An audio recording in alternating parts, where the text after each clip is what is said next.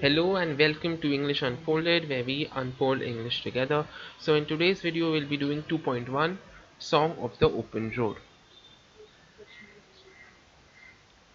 Walt Whitman, the poet, was an American poet, essayist and journalist.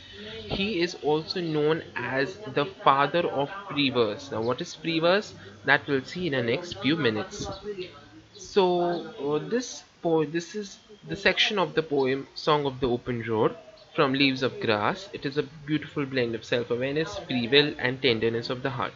So there is the poet knows a lot about himself. He is free and there is the tenderness of heart. So how delicate the heart is, how delicate the emotions of a human being are. It gives us poets realization that along the journey of life one will face a test of wisdom which is not tested in any school or university. Which means that in the school of life there are a lot of things that a person learns which are not taught in any school or any university. A road is something everyone uses, whether rich or poor, and it forces all levels of people to associate with one another. So here the road is a very symbolic way. The road symbolizes the road of life, the path of life, the life journey. Okay, so yeah, the road signifies mobility, that life constantly runs and it does not stop. Okay, it is always uh, going on, it never stops. One can take the road as a point to start over something new. So a new journey, a new venture, a new decision, a new profession, a new habit, okay, all these things. Whitman talks about the people and places he met, or the places he has seen. He argues against staying in one place for too long, although the hospitality may be true. So, although the place that he is in right now, it is very good, but still he argues for not staying in that place for long. He wants to move further in life. Okay, so we start with the poem Song of the Open Road. Afoot and light-hearted I take to the open road, healthy, free the world before me. The long brown path before me leading wherever I choose. Henceforth I ask not good fortune, I myself am good fortune. Okay, so we'll go line by line. So the very first line here means afoot and light-hearted. What is afoot? I'll tell you the meaning. Afoot means in preparation or progress for something new. But here it actually means afoot means walking on foot. Light-hearted. So the poet is very light-hearted. He takes to the open road. Open means a new journey in life. So it is a metaphor actually. The road is compared to the new journey in life, or journey of life. It's a metaphor. We'll discuss that later. Healthy, free, the world before me. So the world, the people in this world are healthy and they are free. So healthy and free, the two adjectives for the world. The long brown path before me leading wherever I choose. So the path is very long, okay, and brown. Brown means the description. Before me leading wherever I choose. So the path is front of the poet and the path is leading the poet wherever I choose. So wherever he wants to go, the path will take him. Okay. Henceforth I ask not good fortune, I myself am good fortune. So the poet is saying that I do not ask for any good luck now. I myself am good fortune. So the belief of the poet in himself is so much that he says that I don't want any good luck from now on. I will work hard and I will make my destiny. Okay. Henceforth I whimper no more, postpone no more, need nothing. So in this statement, no more is repeated twice. It's repetition, figure of speech. So, henceforth I whimper no more. Whimper means make a series of low, weak, sad cries, especially with fear and pain. Okay. So now he's saying that I will not cry anymore. I will not be disappointed with any of my events happening in my life, I will postpone no more. I will not say that I will do any new work tomorrow. I'll start it later, I'll do it later. Need nothing. He says that I don't need anything. I don't need anyone's help. I will start my new journey on my own. I will prove to be good fortune myself. Done with indoor complaints, libraries, querulous criticisms. What do you mean by indoor complaints?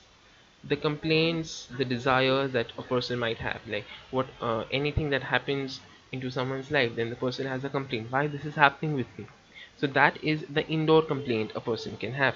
So the poet is saying that I am done with these complaints. Now I will not complain for anything. Libraries.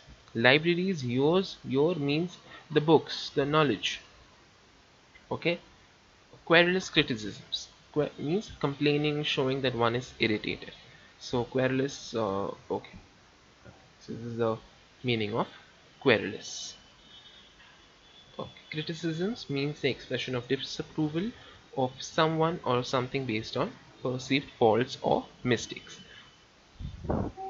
So the poet is So the poet is done with indoor complaints, libraries, and querulous criticisms.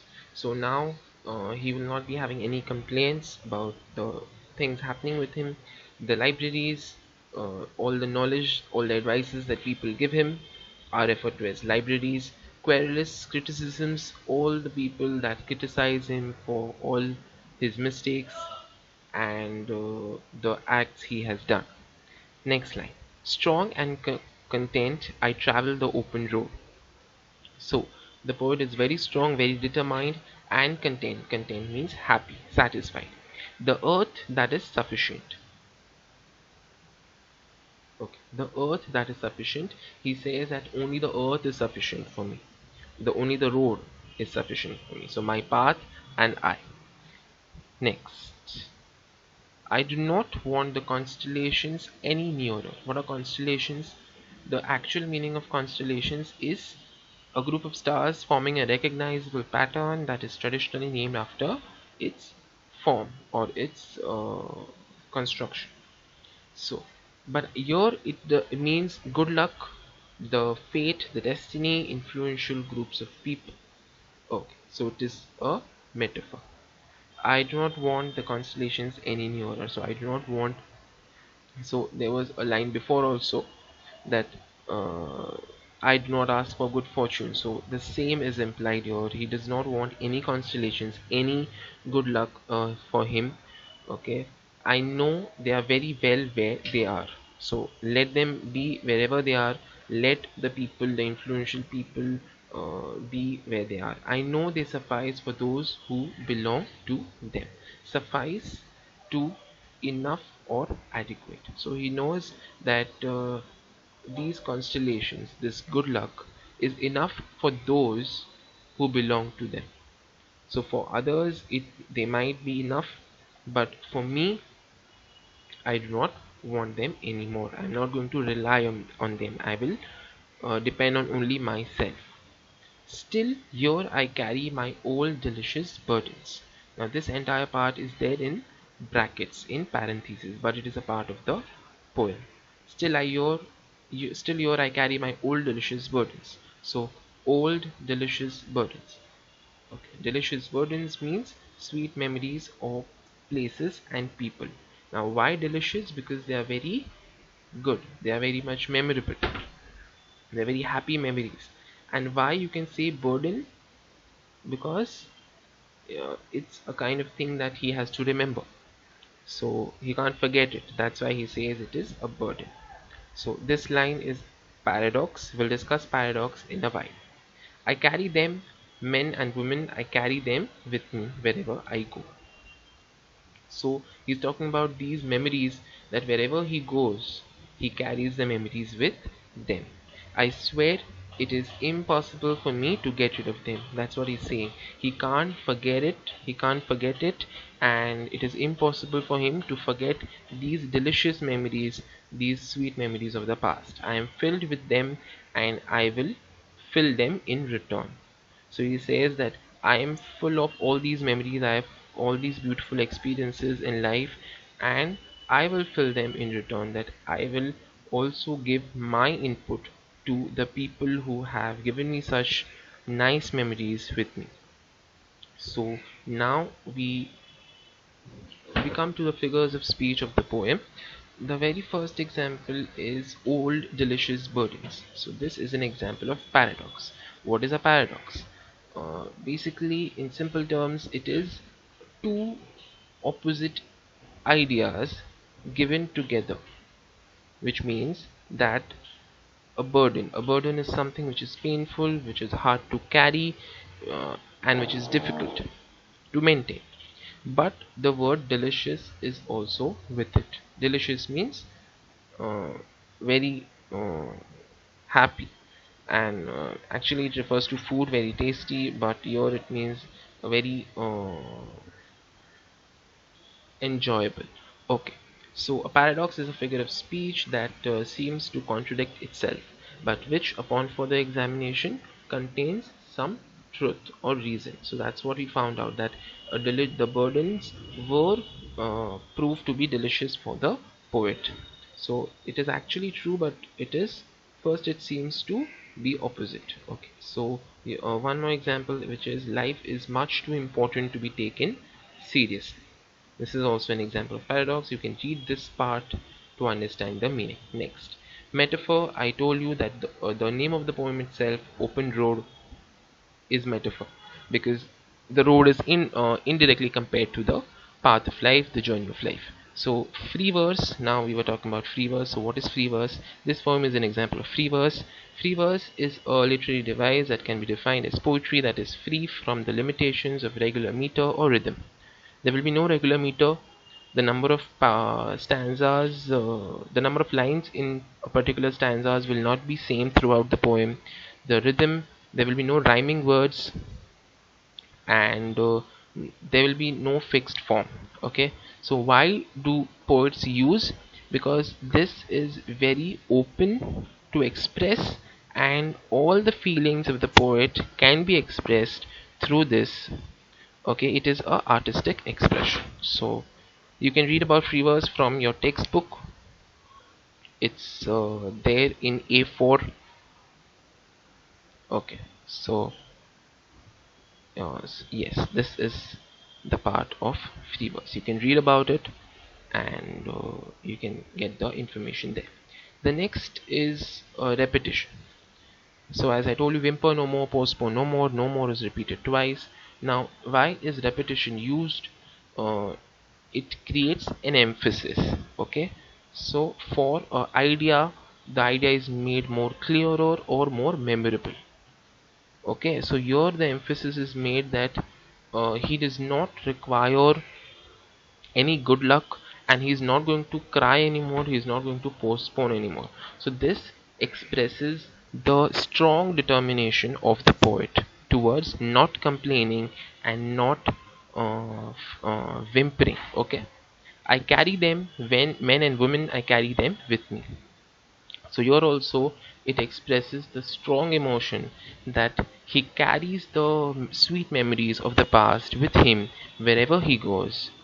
Okay, yes. First person. Now this poem is written in first person. Can you see the I is there in the poem? So why is first person used? The first person is used for perspective. So there is a wide range of perspective that the poet has, and he is sharing his own experiences, his own thoughts, his own ideas, and his own experiences. Okay, so here it's a very good way to influence the readers. Okay, this poem is an example of first person. So here in this document I have given you the summary.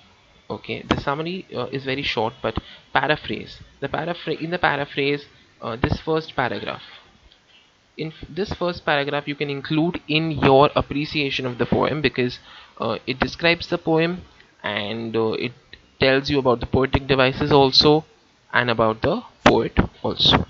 So, and then stanza wise I've given you paraphrase, the meaning of the first stanza, meaning of the second stanza, the third stanza, okay, and the last stanza. So this entire document that you're seeing over here is downloadable. The link for this document will be in the description below. Make sure you download this video and you go through the summary, you go through the poetic devices, that is figures of speech, and you will really enjoy learning this poem. So this was the video. Tell me in the comments below if you like the video or not. If you liked it, make sure you hit the like button, share it with your friends, and subscribe to my channel for more videos like this and more notes like this.